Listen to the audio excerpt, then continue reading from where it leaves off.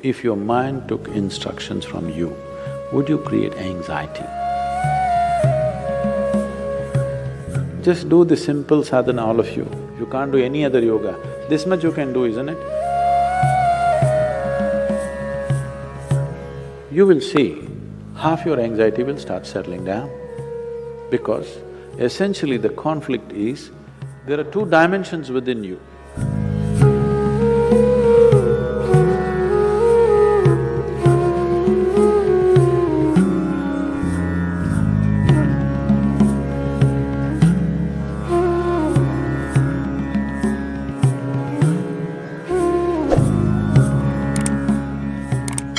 If your mind took instructions from you, would you create anxiety? No. So don't look for answers elsewhere. It is just that your own physiology and your psychological patterns not taking instructions from you. So you said so many things, I try, whatever these big words are floating all over California particularly, about surrendering to it, about letting it go, about… Not for one person has such a thing worked, ever.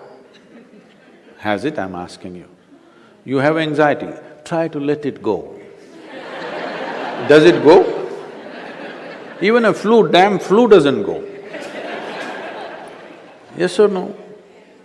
Even a simple cold does not go, you say go, does it go? So, let's not get into this fanciful states of surrendering, these are all words thrown around. Nobody knows what is surrender. Because when it happens, you will not know it has happened. You can't do it, I surrendered. How's that possible? So, leaving those things, essentially, as I said, you have not read the user's manual of how this works. We need to pay attention to this. The system is made in such a way, if you hold your hand like this, it'll work one way. If you do like this, it'll work another way. If you do like that, it'll work another way. It's a phenomenal process. If it was a simple thing, we could have just beaten it into shape with hammer and anvil, okay? It's too sophisticated. It's a phenomenally complex machine. One needs to pay a certain level of attention to be able to use it for what it is designed for. Otherwise, it'll get itself messed up. Now, there may be many factors, there may be genetic factors, there may be sociological factors, there may be growing up issues, various things. But do not ascribe your problems to any of those things. The important thing is just this, you are not able to have your mind the way you want it. That's the only problem you have, isn't it? The moment you ascribe it, I'm like this because my father was like that, I'm like this because my grandfather's genetics were not okay, you're finished. Because we can't change those guys now. Yes? You can't choose a different father or a different grandfather now, it's over. But you can transform this. You must understand, still it doesn't matter you have anxiety disorder. Still, if you put a piece of carrot, there is an intelligence here which can transform a carrot into a human being. That means every day a new body is being manufactured within you, isn't it? In parts, a new human being is manufactured every day. When the very source of creation is functioning within you and a new human being is constantly being created, if you take little charge of that, you can create an entire new physiological and psychological process. This happened to us some time ago. Last year, we were trekking in Tibet. I was in a tent, I was doing some work and another person was cutting an apple. One of these porcelain knives these days. So the other person around says to this person, "It's a very sharp knife, be careful." It irritates me a bit. I look like this because he's a grown man. If it's a child, it's different. Then we have to watch how he uses the knife. It's a full-grown man. And a knife is supposed to be sharp. If it's not sharp, why do you call it a knife? So I ignored it and continued to work. In another 2 minutes, she says again, "It's a very sharp knife, be careful." I said, "Come on, he's a full-grown man, leave him alone, he knows how to use this knife. This stupid knife can't he handle? It's not some earth-moving machinery or spacecraft or something that he doesn't know how to handle. It's a knife." She says, "No, Sadhguru, it's a very sharp knife." All right. And I continue what I'm doing. In another 2 minutes, she whispers to him, "Please be careful, very sharp." And in another 2 minutes, he cuts his finger. Then I give up, okay. This is all that's happening. This is all that's happening with life. You have an intellect for which you don't have a stable enough platform. Or in other words, you have a sharp knife, a very sharp knife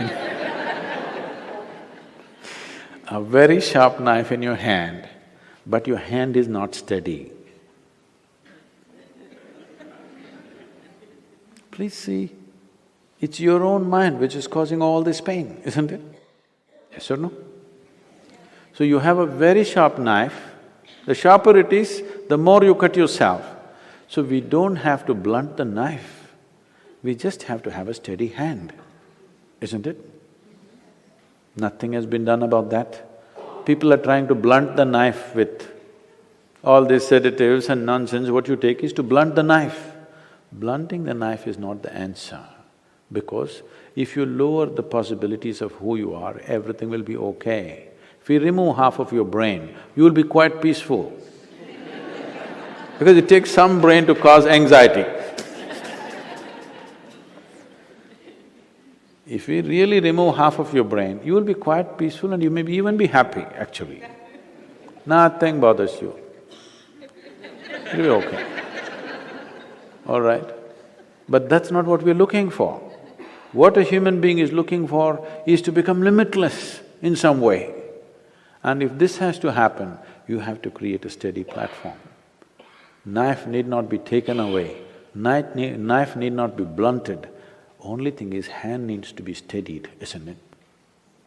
No process to do that.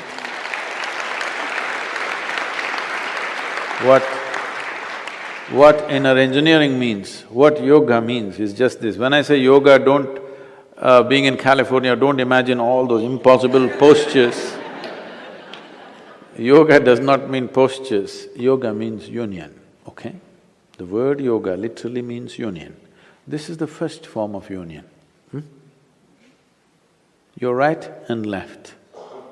This is called as Pingala and Ida in yoga, the masculine and the feminine within you. Just put it together, just do the simple sadhana, all of you. If you can't do any other yoga, this much you can do, isn't it? What you do is something that concerns your life. It could be the sun coming up. Sun is coming up. Without sun coming up, you wouldn't exist on this planet, isn't it? The warmth of life is going on within you only because the sun comes up. Without the tree exhaling oxygen and you exhaling carbon dioxide for it and this exchange happening, you wouldn't be alive, isn't it?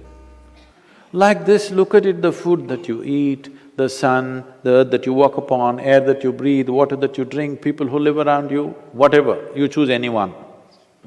Just do this, put your right and left together perfectly, not like this, perfectly, okay? Just look at something that really matters to you. Maybe the sun, maybe the sky, maybe the cloud, maybe a tree, maybe a person, maybe a child, an animal, it doesn't matter what. Just look at it, putting your hands together for 10–12 minutes at a stretch. You will see half your anxiety will start settling down. Because essentially the conflict is, there are two dimensions within you. I don't want to go into an elaborate description of this, because the yogic physiology goes elaborately into this.